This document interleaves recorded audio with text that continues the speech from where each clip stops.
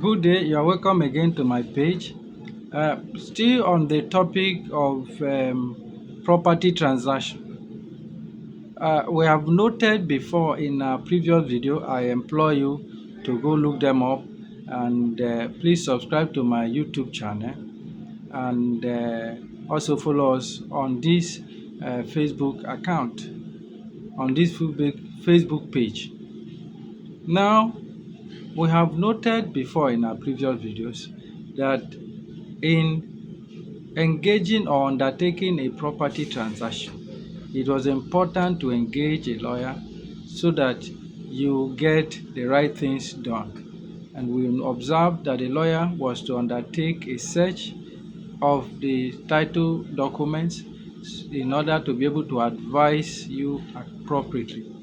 Now, when all of that is done and it is now at the stage of completion of the transaction, what are the documents that the lawyer is expected to prepare? One of such documents is deed of assignment. Now, deed of assignment is the legal document which binds the assigner, who is the seller, and the assignee together in respect of that transaction, showing how much was paid for it and showing the history of the land and the location.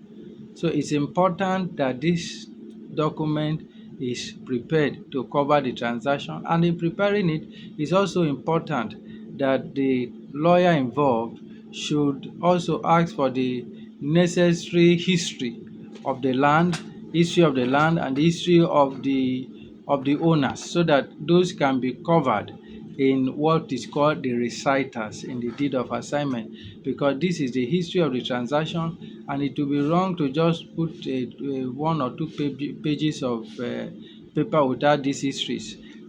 The reason for it is that even if the lawyer is not there, even if the buyer is also has lived his life and gone, when you pick up the document, you can relate to the story. You can relate to the story of the land. You can tell a story about how the land was acquired, about who owned it before the present buyer, and all of that. So it's important that the necessary questions will be asked. It's also so that's very instructive. You may also need to prepare a purchase receipt, or the seller himself can make one for the buyer. There's also the need to sign ahead what is called the Form 1C in Lagos State. Form 1C is the initiating document for processing of governor's consent. So, all right. So, this is also very important.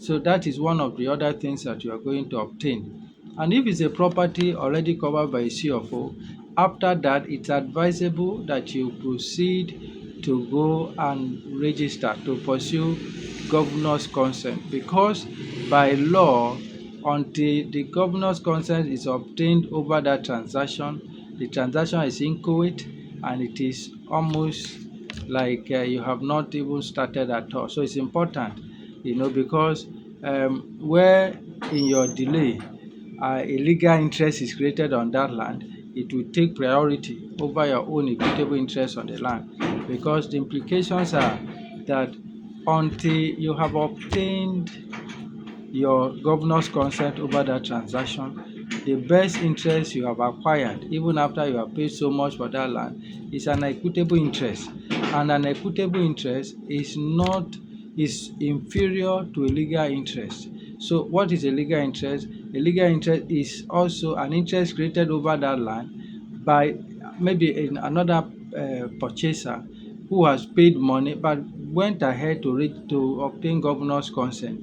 Then he becomes the legal title holder, while you, who even though you bought first and have defaulted to register to obtain the governor's consent, at best you are only left with an equitable interest. And when these interests are in competition with themselves, the legal interest will override the equitable interest, and that will mean that your investment will go to waste. So it's important that